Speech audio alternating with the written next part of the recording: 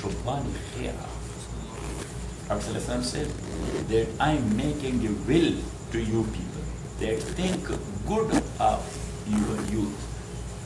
So Prophet ﷺ mentioned here, sallallahu alaihi wasallam, فَإِنَّهُمْ أَرَقُّ أَفْئِدَةً وَإِنَّ اللَّهَ بَعَثَنِي بَشِيرًا وَنَذِيرًا. Because the youth are very soft-hearted and very fertile mind and brain they have. You know what I'm saying? More than 40 or 50. I'm not referring to Nisar Ahmad, because Nisar Ahmad, when he was young, so he is with us. So he learned a lot. But if somebody has not learned anything, what he will be learning and reading and studying after 50? You know what I'm saying? Sometimes he push the accelerator instead of brake, so his mind is not working. So what he was? He's confusing accelerator and brake. You know what I'm saying? So you have, alhamdulillah, a fertile brain. Yes. So I'm very much sure that when I tell you something, you will memorize it and you will formulate in the same thing. Because this is Islamic philosophy. Is mathematics? Yes. Some of the brothers are asking if they can read the translation of Bukhari Sharif. Actually, let me tell you one thing. That is reading the book of Hadith without a Shaykh fil Hadith. I'm not saying without a Shaykh. Without a Shaykh in Hadith, it will make you confused. Yes? Because, for example, you will be reading the book of Imam Tirmidhi, rahmatullahi alayhi. So there will be Hadith. The Prophet sallallahu alayhi wa sallam, وَرَفَعَ يَدَيْهِ إِلَى مَنْكَبَيْهِ, that he raised his hand to his shoulders. Yes? So that will be confusing. Clear? Yes.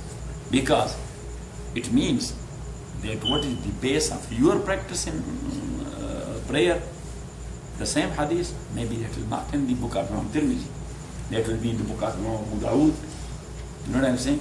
But a shaykh, he knows all about that.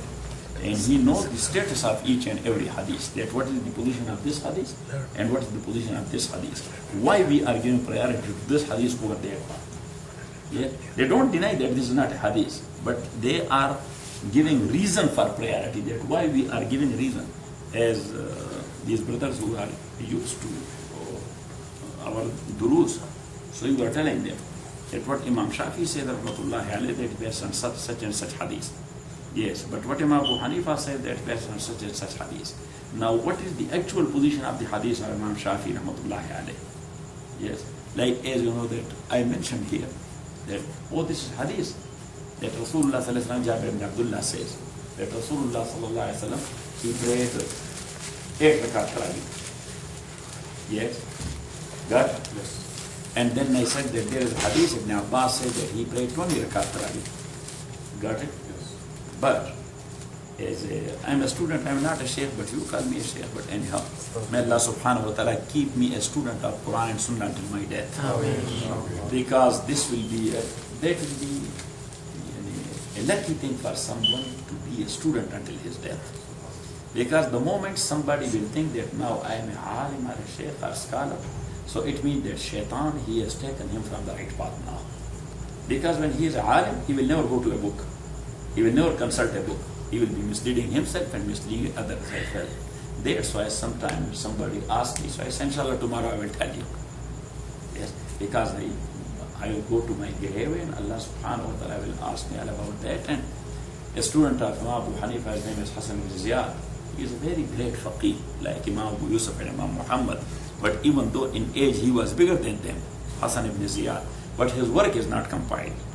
So Hassan ibn Ziyad, rahmatullahi alayh, once somebody asked him one thing and he gave them the fatwa.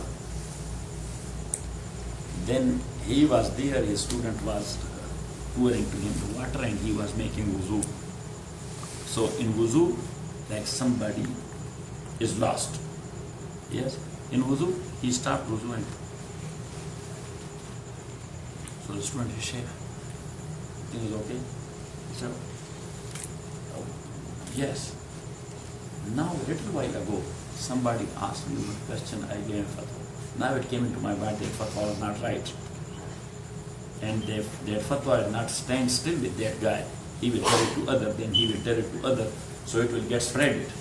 And people will start practicing that.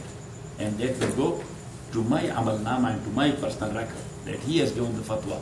And on the day of judgment, for this wrongdoing, I will be questioned by Allah subhanahu wa ta'ala for all those guys.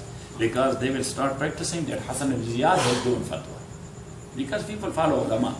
That Hassan ibn, especially someone who is authentic in the area. Yes, so they follow him. That, oh, Sheikh so-and-so is given fatwa. So then he said that, okay, I will make my wudu on my own, but the huliya and the shape and the feature of the guy was like this and dress was like this, and go and find him. But he couldn't find him. So then Hassan ibn Ziyad, he hired one guy, because at that time radio and TV and this information technology was not there. So he hired one guy to beat the drum in the bazaars. Yes? And that guy, he was beating drums in bazaar from early in the morning until the evening. And he was making announcement. So people, yes, thank you. So then that one guy whose shape was like this and features were like this and dress was like this, and in such and such time, such and such day, he came to Sheikh Hassan ibn Ziyad and asking a fatwa. And Sheikh gave him a fatwa, but Sheikh said that fatwa is wrong. He should come back. And if you have got that fatwa, so don't practice on that fatwa. Because that, you know what I'm saying? And the third day, that guy in one way or the other, he got and found it. You went to Sheikh Hassan ibn Ziyad? He said, yes. He gave you fatwa like this? He said, yes. He said, oh, the announce is going on in the bazaars and he is looking for you. He said, go back to Sheikh Hassan ibn Ziyad. So it means that this is a very big responsibility.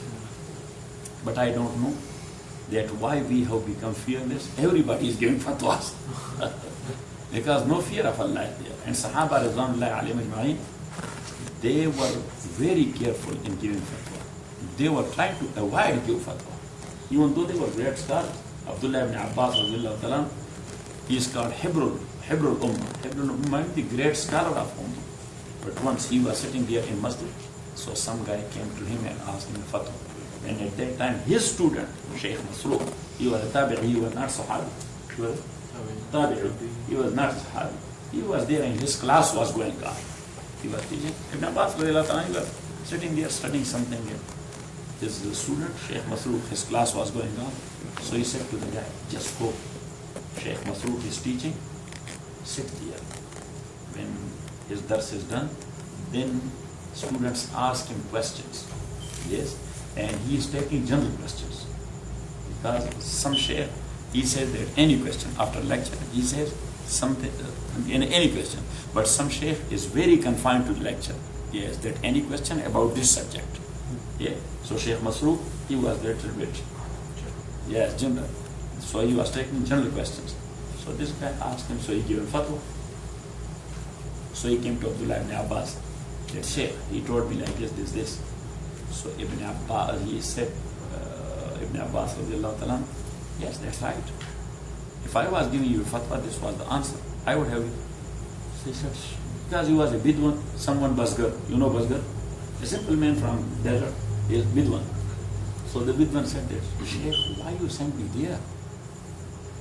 Yes, he said for two things. One is for your good and one is my good. So he said, what is my good and what's your good? He said, your good is that you are asking me one question, but when you sit there in dars, so you learnt a lot. Because you were waiting for your question, so you learnt a lot. So means that was my kindness towards you, that just go there, sit there. So you learnt a lot and then you got your own answer. And he said, what was for your good? He said that actually if I will give you fatwa, I am responsible for that. But if Shaykh Masruq is doing, he would be asked by Allah subhanahu wa ta'ala. What a people they were. Najam, this is the case. What do you think? I want to have this, to be disconnected totally from world and worldly business. You know what I'm saying? And to have some brothers like you, that one is coming, another is going.